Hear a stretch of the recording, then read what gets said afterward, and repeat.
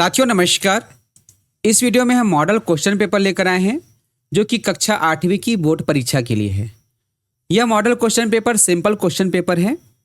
इसके बारे में बताना चाहूँगा। इस पेपर को देखने के बाद आपको आइडिया हो जाएगा कि वार्षिक परीक्षा में किस प्रकार से प्रश्न आने वाले हैं, प्रश्न का पैटर्न क्या होगा, कितने कितने नंबर के प्रश्न आएंगे और प्रश्न का उत्तर कैसे लिखना है। ये यदि आपको आइडिया हो जाता है तो आपकी तैयारी बहुत अच्छी हो जाती है। वैसे इस पीडीएफ को जो है विद्यार्थियों के हेल्प के लिए ही शिक्षा विभाग द्वारा जारी किया गया है। और इस वीडियो को देखने से पहले आप ये मत मानिए कि यही जो है जो क्वेश्चन दिया है सेम टू सेम क्वेश्चन वहाँ पे आएगा, ऐसा नहीं है। सेम टू सेम पैटर्न से क्वेश्चन आएगा। पैटर्न अर्थात प्रारूप। तो यहाँ पर आप इसको ध्यान से देखिए। यह ब्लूप्रिंट पर आधारित है और इसमें जो क्वेश्चन आएंगे वो आपको काफ़ी मदद करने वाले हैं। हमारा उद्देश्य नकल कराना नहीं है, हमारा उद्देश्य है विद्यार्थियों की मदद करना। और परीक्षा की तैयारी के लिए दो चीज़ें बहुत महत्वपूर्ण रहता है। पहला आपकी विषय की बहुत अच्छी से तैयारी और दूसरा होता है ब्लूप्रिंट आधार पर प्रैक्टिस। तो यहाँ पर ये जो क्वेश्चन पेपर है ब्लूप्रिंट पर आधारित है, इसकी प्रैक्टिस आप जरूर कीजिए, आपको परीक्षा में बहुत मदद मिलेगा। और कितना मदद मिला आप परीक्षा के बाद मुझे बताइएगा। और आपको ये भी कहना चाहूँगा इस वीडियो को ज़रा भी स्किप मत करना, क्योंकि आपके परीक्षा का ये सवाल है। तो शुरू करते हैं। सबसे पहले देख सकते हैं ये जो फ्रंट पेज है इसको भरना आपको आता ही होगा, जिसमें सबसे पहले यहाँ पर रोल नंबर विद्यार्थी को लिखना है अंकों में। यहाँ पे शब्दों में यहाँ स्कूल का नाम, संकुल का नाम, ब्लॉक का नाम और जिला का नाम। इसको भरने में कहीं कोई दिक्कत होता है तो आपके परीक्षा सेंटर पे जो टीचर होंगे उसकी मदद आप ले सकते हैं। अब हम चलते हैं क्वेश्चन किस प्रकार से आएंगे। पहले नंबर का पैटर्न देखते हैं। आपका 80 नंबर का यह प्रश्न होगा। तो 80 नंबर के प्रश्न में अलग अलग प्रकार से जो है प्रश्न पूछे गए हैं। पहला 1.1 से लेकर 1.15 तक टोटल 15 क्वेश्चन हैं। हर क्वेश्चन जो है एक एक नंबर के आएंगे। 15 क्वेश्चन एक एक नंबर का था, टोटल 15 नंबर हो गया। उसके बाद जो है 6 प्रश्न जो है 2-2 नंबर के आएंगे। ठीक है, 2 नंबर का होगा। कितने प्रश्न? 6 प्रश्न होंगे। उसके बाद 3-3 नंबर के जो है 5 प्रश्न आएंगे। 4-4 नंबर के 4 प्रश्न आएंगे। 5-5 नंबर के 2 प्रश्न और 6-6 नंबर के 2 प्रश्न आएंगे। तो जितना नंबर का प्रश्न है उसी हिसाब से जो है आपको उत्तर लिखना होता है। कैसे लिखेंगे आगे देखते हैं। तो सबसे पहला जो पेज है उसके ठीक बाद आपको यह पेज देखने को मिलेगा जो कि इंस्ट्रक्शन है, जिसमें पहला है it is compulsory to answer all the questions. सभी प्रश्न हल करना अनिवार्य है। तो मैं इस पेज को थोड़ा देर रोक रहा हूँ, आप रोक के इसको पढ़ लीजिए। अभी थोड़ा सा समय लगेगा पढ़ने में, लेकिन यह जो समय आप दे रहे हो वो परीक्षा में आपका समय बचाएगा, क्योंकि परीक्षा में आपको और इसको पढ़ने की आवश्यकता नहीं होगी, क्योंकि जो भी निर्देश है इसी प्रकार से होगा। अब हम चलते हैं प्रश्न की ओर। तो पहला प्रश्न देख सकते हैं ऑब्जेक्टिव क्वेश्चन। टोटल 15 नंबर का प्रश्न है, अर्थात 15 क्वेश्चन है। एक एक प्रश्न जो है एक एक नंबर का है। तो पहला क्वेश्चन है it is believed that some venom had fallen on Madurai from Lord Shiva's neck. Pick out a word which has a meaning like the underline word. इसका अर्थ है इस वाक्य में जो अंडरलाइन वर्ड है, ये वाला जो वर्ड है, इसका आपको मीनिंग बताना है। अब एक चीज़ तय रख लीजिए कि जो ऑप्शन वाले प्रश्न होते हैं जिसमें 4 ऑप्शन देते हैं वो आपको बहुत मदद करता है, क्योंकि इन चारों में से केवल एक सही उत्तर है, 3 अलग है। और इसमें कहीं ना कहीं एक पैटर्न बनता है। इसको ध्यान से देखेंगे आपको आंसर मिल जाएगा। पहला तरीका यह है कि आप इस वाक्य को पढ़ें और समझें। पढ़कर समझ करके आप आसानी से उत्तर दे सकते हैं। लेकिन बहुत से ऐसे विद्यार्थी होते हैं जिनको पढ़ना आता है लेकिन समझने में थोड़ा दिक्कत होता है। वो यहाँ पर ट्रिक का भी इस्तेमाल कर सकते हैं, थोड़ा समझेंगे। जैसे कि ऑप्शन ए है पाइजन। पाइजन का अर्थ होता है जहर। ऑप्शन बी है अमृत। अमृत अर्थात एक पेय पदार्थ है जिसको पीने से कोई मरता नहीं है। ठीक है। और नेक्टर का अर्थ भी होता है अमृत होता है, अर्थात दोनों सिमिलर है, एक जैसा है। और हनी अर्थात शहद। ये सभी जो है पीने की चीज़ें हैं, लेकिन पाइजन एक ऐसा चीज़ है जिसको पीने से मर सकते हैं, मर जाते हैं। जहर, बाकी चीज़ें अलग है। तो कहीं ना कहीं इस आधार पर ये इसका सही उत्तर होगा। ये मैं ट्रिक किसके लिए बता रहा हूँ? ऐसे विद्यार्थी के लिए जिनको थोड़ा सा दिक्कत होता है। बाकी जो पढ़ के समझ जाते हैं उसके लिए कोई दिक्कत नहीं है, क्योंकि यहाँ पर भगवान शिव का सांप का भी उल्लेख है। तो सीधा सीधा बात यहाँ पे जहर की बात किया जा रहा है, ये इसका उत्तर होगा। ठीक है। 1.2 है money given to the students to continue their studies is called, अर्थात धन अर्थात पैसा गिवन टू द स्टूडेंट्स जो विद्यार्थियों को दिया जाता है, पैसा जो विद्यार्थियों को दिया जाता है टू कंटिन्यू देयर स्टडीज उनके पढ़ाई को जारी रखने के लिए, उसे कहा जाता है, क्या कहा जाता है, मतलब ऐसे पैसा जो विद्यार्थियों की पढ़ाई को जारी रखने के लिए दिया जाता है उसको क्या कहते हैं? सर्टिफिकेट, स्कॉलरशिप, मेडल या सपोर्ट? बताइए क्या है? स्कॉलरशिप इसका सही उत्तर होगा। अब 1.3 है C blank in Mumbai, option A live, option B lives, option C living और ऑप्शन डी है नन। नन अर्थात इनमें से कोई नहीं। अब इसका उत्तर क्या होगा? तो ये किस वाक्य में है? यह जो है सिंपल वाक्य है और वर्ब अनुसार से लिखा जा रहा है कि यह जो है प्रेजेंट टेंस का है। तो इसमें लाई होगा कि लिव्स होगा? ठीक है, तो चूंकि ये थर्ड पर्सन है तो यहां पर वर्ब के साथ एस या ईएस लगेगा, तो ऑप्शन बी इसका सही उत्तर होगा। ठीक है। 1.4 carat metre is used to measure, carat metre उपयोग होता है मापने के लिए, क्या मापने के लिए? मेजर अर्थात होता है मापना। Option A purity of gold, सोने की शुद्धता, प्योरिटी ऑफ सिल्वर, चांदी की शुद्धता, क्वालिटी ऑफ स्पाइसेस, मसाले की गुणवत्ता, क्वालिटी ऑफ क्लॉथ्स, कपड़े की गुणवत्ता। अब आपने कैरेट शब्द सुना होगा जिसमें 23 कैरेट, 24 कैरेट, 22 कैरेट की बात होता है। किसके लिए होता है? सोना के लिए होता है, गोल्ड के लिए होता है। तो ऑप्शन क्या हो जाएगा? ए प्योरिटी ऑफ गोल्ड। 1.5 है the shoe maker lived in a little house on the edge of a wood. In this sentence wood means, तो इसके लिए पहले वाक्य को पढ़ते समझते हैं। द शू मेकर जूता बनाने वाला, लिव्ड इन अ हाउस रहता था एक छोटी घर में, ऑन द एज किनारे में, किसके किनारे में? ऑफ अ वुड, एक लकड़ी के किनारे में। तो एक जूता वाला एक लकड़ी के किनारे एक छोटे से घर में रहता था। तो लकड़ी का किनारा, तो यहां पर ये वुड का प्रयोग किसके लिए हुआ है? Piece of log, forest, match box, stick. तो पीस ऑफ लॉग का अर्थ होता है लकड़ी के लट्ठे का टुकड़ा। दूसरा है फॉरेस्ट अर्थात जंगल, मैच बॉक्स अर्थात माचिस, स्टिक अर्थात लकड़ी, छोटी सी लकड़ी, पतली सी लकड़ी, इसको हम छड़ी कह सकते हैं। अब यहां पर इसका अर्थ यह है कि एक वाक्य दिया गया है, इस वाक्य को पढ़ना है, पढ़ के समझ करके उसको उत्तर देना है। ये किसी पाठ से संबंधित नहीं है। ठीक है, तो इसका सीधा अर्थ क्या होगा? यह जो है जंगल के किनारे रह रहे एक छोटे से घर में, ये फॉरेस्ट हो जाएगा क्योंकि लकड़ी के टुकड़े को तो कभी भी उठाया और रखा जा सकता है। तो ये जो है एक लैंडमार्क नहीं होगा, लैंडमार्क क्या होगा? जंगल होगा। ठीक है।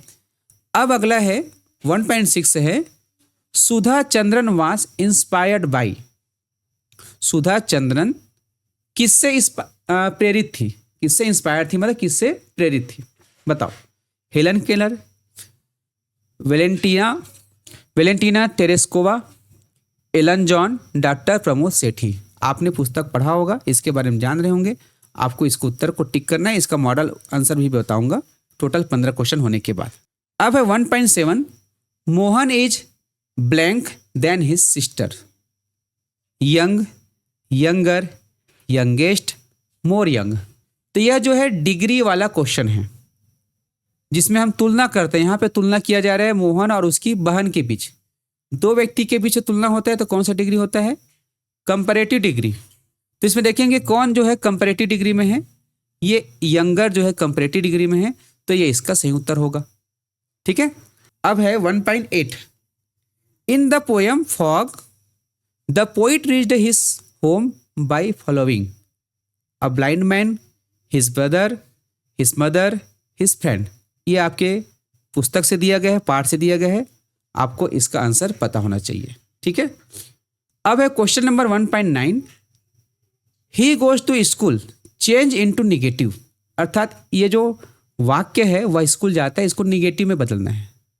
तो निगेटिव में बदलने के लिए यहाँ पर 4 ऑप्शन दिए गए हैं। पहले पढ़ते हैं, he is not going to school. तो देखो ये गोइंग टू तो होगा नहीं, क्योंकि ये रोज की आदत बता रहे हैं, प्रेजेंट सिंपल टेंस में है, ये नहीं होगा। He does not go to school, इसके बारे में सोच सकते हैं। He do not go to school, इसके बारे में भी सोच सकते हैं। He did not go to school, ये तो पास्ट टेंस का है, ये दोनों तो होगा नहीं। अब यहाँ पर डू नॉट लगेगा कि डज नॉट लगेगा, ये हमको सोचना है। तो यहाँ पर देख सकते हैं वर्ब में ईएस लगा है और ये थर्ड पर्सन है, तो यहाँ पर डज का प्रयोग होगा, तो ये इसका सही उत्तर है, ये नहीं है। ठीक है, 1.10, knitting a woollen scarf requires patience, choose the correct spelling of the underline word. यहाँ पर जो वर्ड है इसका स्पेलिंग यहाँ पर गलत दिया गया है, इसका सही स्पेलिंग आपको इसमें से ढूंढना है।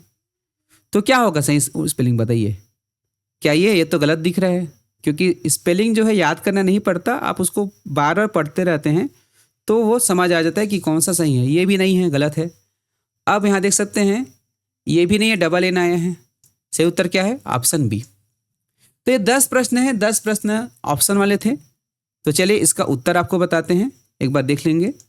ये इसका मॉडल आंसर है। ठीक है, यहाँ तक फाइजन scholarship, leaves, purity of gold, forest, Helen Keller, younger, a blind man, he does not go to school और नीटिंग। ठीक है, अब जो है आगे के प्रश्न देखते हैं। प्रश्न क्रमांक 1.11, grand mother sat on a, अभी दादी किस में बैठी थी, ये आपने पाठ पढ़ा होगा, उसके आधार पे है, इसको आपको लिखना है। 1.12, in Thai language Thai means, तो ये भी आपके पाठ से है। 1.13, Raju is familiar with computer but he is blank with typewriter, add proper prefix. Raju is familiar with computer but he is blank with typewriter, इसमें क्या प्रीफिक्स आएगा उसको आपको लिखना है।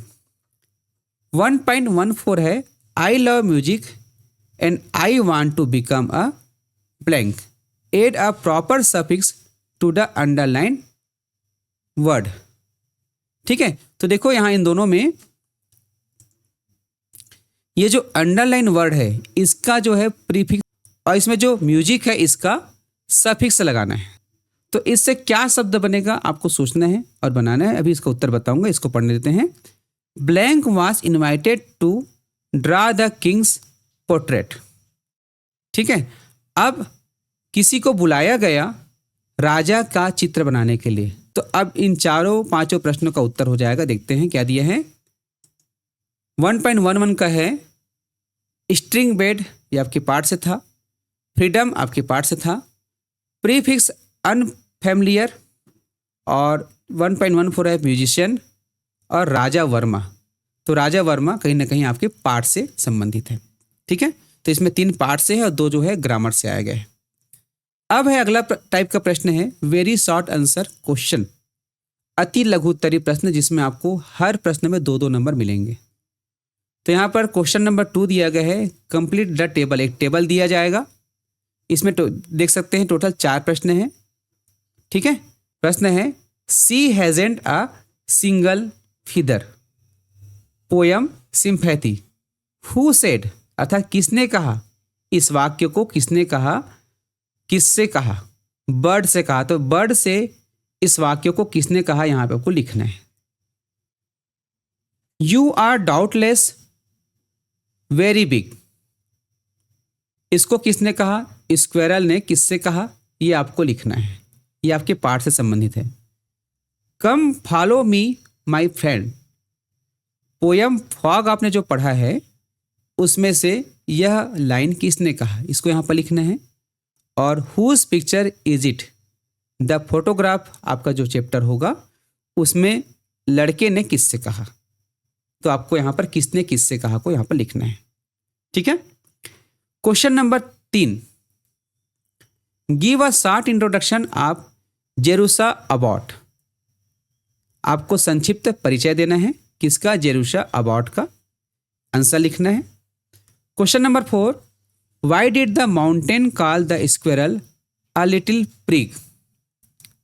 माउंटेन ने स्क्विरल को, गिलहरी को छोटी प्रिग क्यों कहा? आपने पढ़ा होगा, इसका उत्तर आपको यहाँ पर लिखना है। ठीक है, अब कैसे लिखने देखते हैं। यहाँ पर प्रश्न क्रमांक 2 है, इसका उत्तर देख सकते हैं little girl, the mountain, blind man, grand mother, वहाँ पे दिया गया था किसने किससे कहा मैं। क्वेश्चन नंबर 3 जिसने पूछा गया था give a short introduction of Jerusha Abbott, इसका आंसर दिया गया है Jerusha Abbott was an orphan student. ठीक है, छोटा सा आंसर है एक लाइन का। उसके बाद अगला है why did the mountain call the squirrel a little prig. यह आंसर दिया है because it thought that the squirrel was small and weak. एक लाइन में आंसर दिया गया। अब question number 5, make sentence using the given words to describe your teacher. आपको इन दोनों वर्ड से एक एक सेंटेंस बनाना है। पहला है ब्रिलियंट, दूसरा है काइंड। तो सबसे पहले आपको इसका अर्थ जानना होगा। ब्रिलियंट अर्थात होता है बुद्धिमान और काइंड अर्थात होता है दयालु। तो इन दोनों से आपको एक एक वाक्य बनाना है और इसका कोई मॉडल आंसर नहीं है, ये आप अपने अनुसार से बना सकते हैं।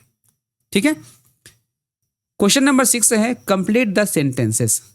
इस वाक्य को पूरा करना है। You should blank I would like to. तो यहां पर आपको आंसर देना है अपने अनुसार से सोच करके। ये जो है ओपन एंडेड है अर्थात खुला प्रश्न है, आप जो है इसको अपने अनुसार से आंसर दे सकते हैं, सार्थक उत्तर देना। ठीक है, क्वेश्चन नंबर 7 है make a word web related to the given word. Word क्या दिया गया है? एग्जामिनेशन, और इससे आपको शब्द जाल बनाना है। शब्द जाल क्या होता है? आपको एग्जामिनेशन से जुड़े हुए 4 शब्द और लिखने हैं। जैसे एक शब्द यहाँ पर दिया गया है मार्क्स, तो परीक्षा में जो अंक मिलता है यहाँ पे मार्क्स हो गया।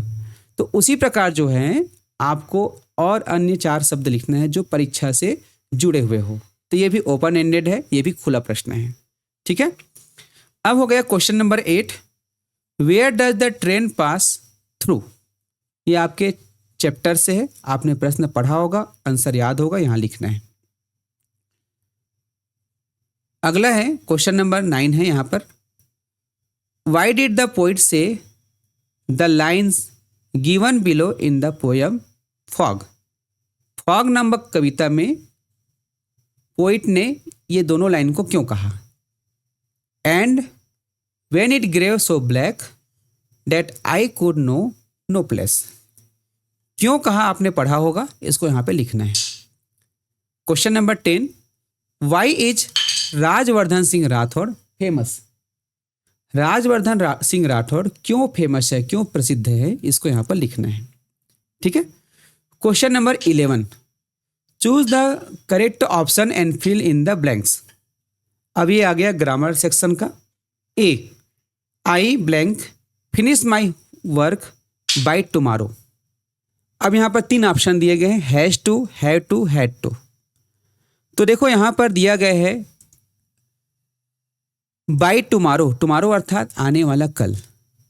तो जब आने वाला कल है, इसका अर्थ क्या है? ये हैड टू जो है उपयोग नहीं होगा, क्योंकि भविष्य के बारे में बात किया जा रहा है। क्लियर है? अब यहाँ पर आई के साथ हैज टू लगेगा कि हैव टू लगेगा? हैज लगता है कि हैव, तो आई के साथ जो है हैव लगता है, तो हैड टू इसका क्या होगा? उत्तर होगा। क्लियर है? द फ्रॉग जम्प्ड, एक मेढक कूदा था।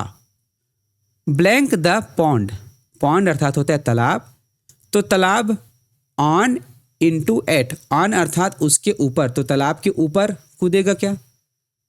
इनटू अर्थात अंदर, एट अर्थात स्थान के लिए उपयोग होता है, तो यहां पर हो जाएगा the frog jumped into the pond. ठीक है, ये इसका उत्तर होगा। They blank playing in the ground, वे खेल रहे मैदान में। अब खेल रहे हैं कि खेल रहे थे? दे जो है बहुवचन है, वेयर बहुवचन में लगता है, इज जो है सिंगुलर में लगता है, और हैव जो है परफेक्ट टेंस में लगता है। तो यहाँ पर सीधा अर्थ क्या होगा कि वे खेल रहे थे, तो यहाँ ये वेयर का यूज होगा। ठीक है। Question number 12, rearrange the following words to make a sentence. नीचे जो शब्द दिए गए हैं उनको रीअरेंज करना अर्थात फिर से व्यवस्थित करना है एक वाक्य बनाने के लिए। तो वाक्य का प्रारूप क्या होता है? Subject plus verb plus object. तो यहां देखते हैं, फॉर अस कुक्स डिनर शी। तो कुक्स क्या है? वर्ब है। शी क्या है? सब्जेक्ट है। तो पहले ये हो जाएगा शी कुक्स डिनर फॉर अस, ये जो है एक्स्ट्रा शब्द है, तो वह भोजन पकाती है हमारे लिए। ठीक है। Am I school to going, तो पहले आ जाएगा सब्जेक्ट, ये आई हो जाएगा, आई के साथ am, I am. Going verb आ जाता है, कहाँ जा रहे हैं? स्कूल जा रहे हैं, तो I am going to school. Return I a letter have, ये प्रेजेंट परफेक्ट टेंस में है। I have written a letter, ये पहले, फिर दूसरा, ये तीसरा, ये चौथा, ये पांचवा। ठीक है। अब है क्वेश्चन नंबर 13 जो कि 4 नंबर के प्रश्न है। स्टडी द इमेज, इस इमेज का अध्ययन कीजिए। Given below carefully and complete the story with the hints given. यहाँ पे हिंट्स दिया गया है नीचे में, और यहाँ पर वर्ड दिया गया है। इस वर्ड का प्रयोग यहाँ पर करना है और इसके लिए मदद लेनी है इस पिक्चर को। पिक्चर को ध्यान से देखते हैं। यहाँ पर एक लोमड़ी है जो अंगूर को देख रही है। अब इसका एक स्टोरी यहाँ दिया गया है, क्या हो सकता है? देयर वाज अ ब्लैंक, एक था, क्या था? यहाँ देख सकते हैं, यहाँ पर ग्रेप्स है, फॉक्स है, शोर है, जूसी है, मैंगो है, बीटर है। ग्रेप्स अर्थात होता है अंगूर, फॉक्स अर्थात लोमड़ी, शोर अर्थात खट्टा, जूसी अर्थात रसीला, मैंगोस अर्थात आम, बहुत सारे आम, बीटर अर्थात कड़वा। अब देखते हैं एक कौन रहता था, क्या ग्रेप्स रहता था? नहीं, एक फॉक्स रहता था। तो यहाँ पे आ जाएगा there was a fox. One day अर्थात एक दिन, ही सा ब्यूटीफुल बंच ऑफ, एक दिन उसने देखा एक बहुत ही सुंदर गुच्छा। बंच अर्थात होता है गुच्छा। अब गुच्छा किसका होता है? ग्रेप्स का। ये तो स्वाद है, ये भी स्वाद है। ग्रेप्स का होता है कि मैंगो का होता है? ग्रेप्स का होता है, तो ये हो जाएगा दूसरे स्थान पर, ग्रेप्स आ जाएगा यहाँ पर। ठीक है। Hanging from a wine trailed along the branches of tree, पेड़ के शाखाओं में वो लटक रहा था अंगूर का गुच्छा। द ग्रेप्स वेयर ब्लैंक, अंगूर थे, अंगूर क्या थे? अंगूर क्या होते हैं? खट्टा, जूसी। आप बिना चखे क्या बोल सकते हो? अंगूर को देखोगे, अंगूर बहुत रसीला दिख रहा है, कि कड़वा बोलोगे? कड़वा बोलोगे क्या? नहीं, बिना चखे खट्टा भी नहीं बोल सकते। देखने के बाद क्या लगता है? बहुत जूसी दिख रहा है, बहुत रसीला दिख रहा है। तो यहाँ पर तीसरे में आ जाएगा the grapes were juicy, the fox's mouth watered as he wanted to eat them. The fox's अर्थात लोमड़ी के माउथ, मुंह में पानी आ गया। माउथ वाटर अर्थात मुंह में पानी आना, अर्थात ललचा जाना। तो उसके मुंह में पानी आकर ललचा गया। As he wanted to eat them, इसलिए वह उसको खाने की इच्छा किया। He tried again and again, उन्होंने बार बार ट्राई किया। But could not reach them, but लेकिन वह वहां तक नहीं पहुंच सका। उन्होंने इसको तोड़ने का बहुत प्रयास किया, लेकिन वहां तक वो नहीं पहुंच सका।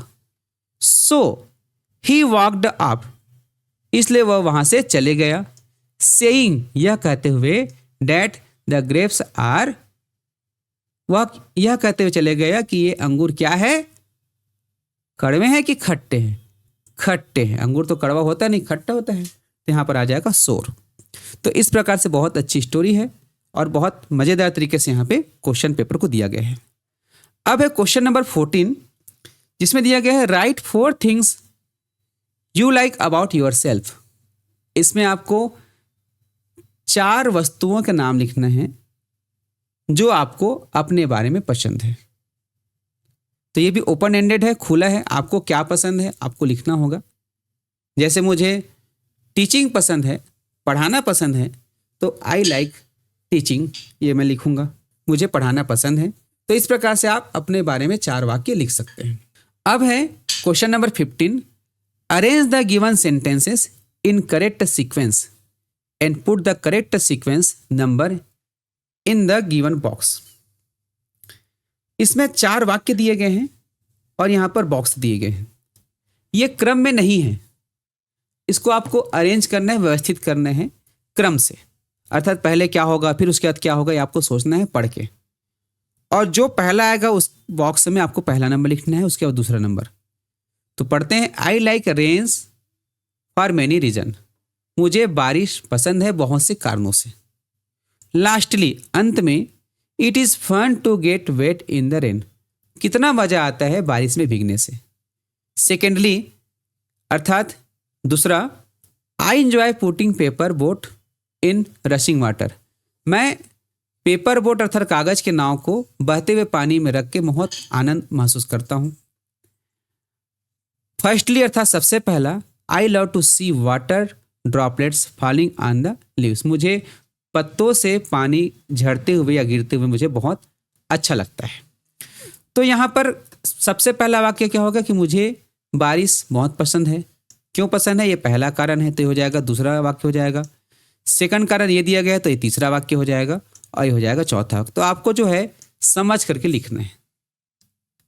प्रश्न क्रमांक 16 है, if you were given a chance to ask president Kalam 2 questions, what would they B.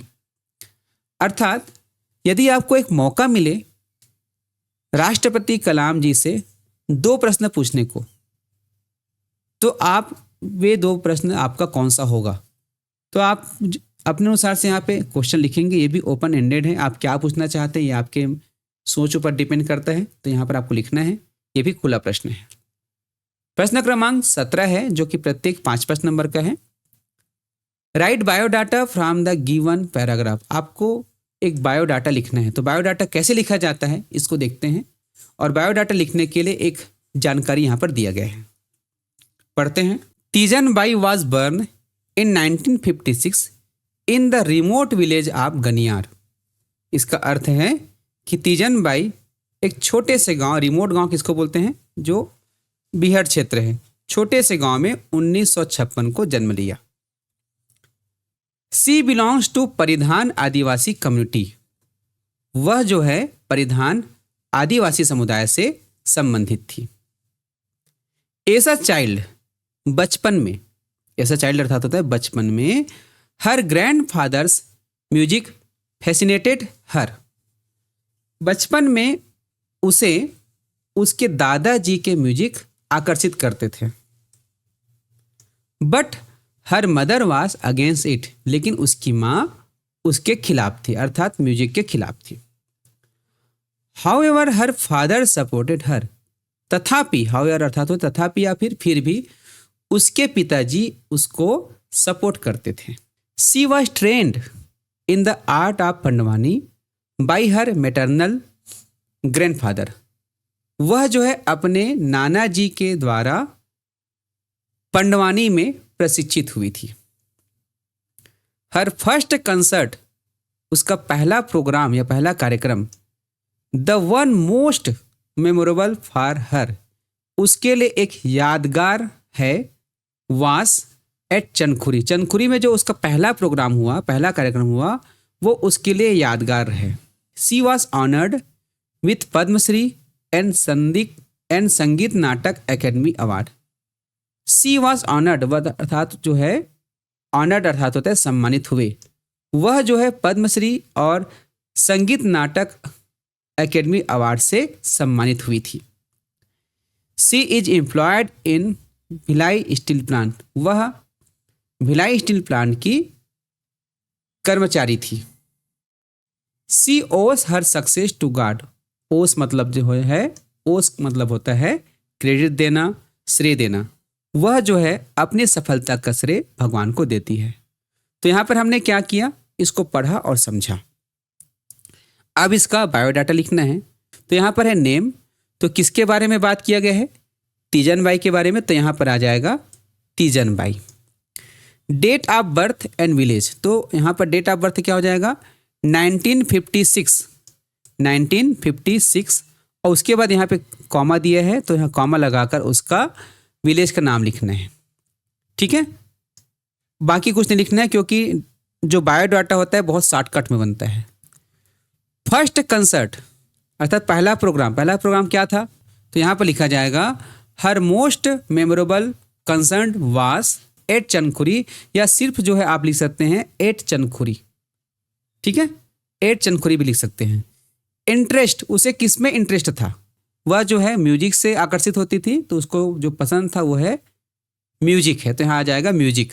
Awards, उसको क्या क्या अवार्ड मिला, तो ये हो जाएगा Padmashri and Sangeet Natak academy award.